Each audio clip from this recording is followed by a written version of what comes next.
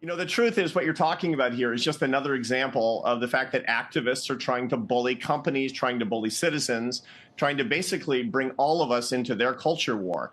And it's time for us to stand up.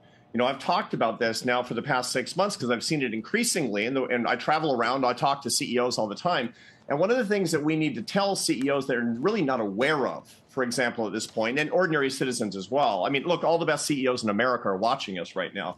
3% of your employees are activists instead of working, and they're blowing up your Slack channel right now, demanding that you get involved in a culture war and make political statements. Don't do it. The rest of your employees are feeling bullied as well. Their coworkers are being bullied by these activists. It's time for us to say, I will not be conscripted into America's culture war. We're going to make good products. We're going to help people. We're going to lift each other up. And by the way, we don't hate each other in this country. I got the data, Joe. 93% of Americans say they hate how divided we become as a country. That other 7% who doesn't hate it, those are the activists saying if you buy a Tesla, it means that somehow you believe in hate speech. It's completely absurd, and it's total bullying. And it's done without... And they're all on Twitter. It's done with total impunity, too. People, I have never seen the Nazi word used so many times, or white supremacists used so many times. If I defend Elon Musk or free speech, that's what I start hearing. I go, when did I become a white supremacist? It's not right. People should rein it in, but they're not going to. Well, we have to disregard it. The most important thing to keep in mind is that something like 15% of Americans are actually involved on Twitter. A very small percentage of them are producing the overwhelming amount of tweets about politics, but it gets disproportionate coverage because it's so outrageous.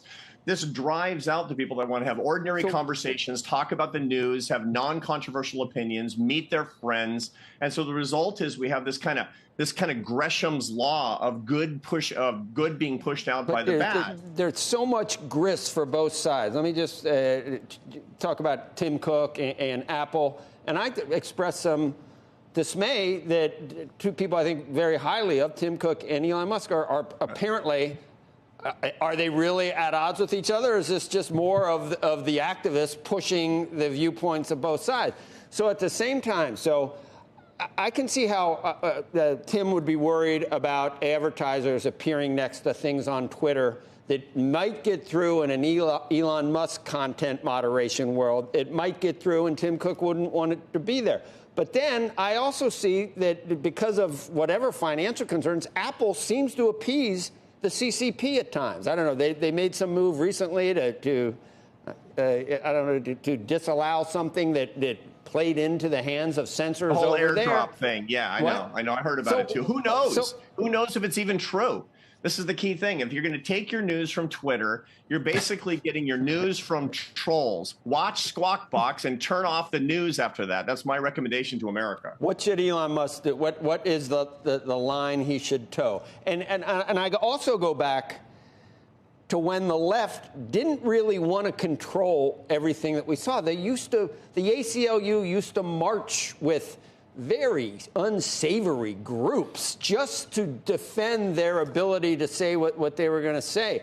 Now, they don't even, no one on Twitter is saying you're going to start blocking liberals. It's just not blocking conservatives. Yeah. Has gotten an entire group of people, their knickers are all twisted because you're not going to block conservatives anymore. Yeah, no, look, this is not just one side either, Joe. We have to recognize that you're going to get canceled from your friends on the right unless you toe the line with the populist conservatives that are talking about how free trade is bad, how immigration is bad. I mean, look, it's insane. Yeah. Have your own views. And that's the point. Think for yourself. This is America. CEOs need to think for themselves. What should Elon Musk citizens do? Need to think for themselves. What's allowed on Twitter? And then you've got, the Biden administration. They're going to watch closely on Twitter. What? So there was a time when they were watching closely and making sure that a Wuhan origination couldn't go on Twitter for COVID? No, we can't have that come out. Who did that benefit? Do people want to be able to control what's on Twitter? Politicians, which is akin to what goes on in China. Yeah, no, it's obviously that was a huge mistake. I mean, Elon Musk is quite correctly trying to address the fact that there was too much censorship and it was all going almost completely for one political point of view, and he's trying to balance the equation. Other people are trying to make business decisions that make sense for their corporations and their bottom line. That's good. That's capitalism. Look, here's the key thing. Twitter's trying to build up this whole idea. There's a big, cage match going on between Elon Musk and Tim Cook. Those are really smart guys, really running really, really good businesses. It's not going to happen. Don't fall for that. I mean, that's the most important thing for us to keep in mind. This is not, I mean, I guarantee you Tim Cook right now is not thinking, how am I going to get Elon Musk? He's not doing that. He's running a great company right now, and he's doing it well. We need to actually move on from these ideas and not be bullied into taking some sort of side in the culture war.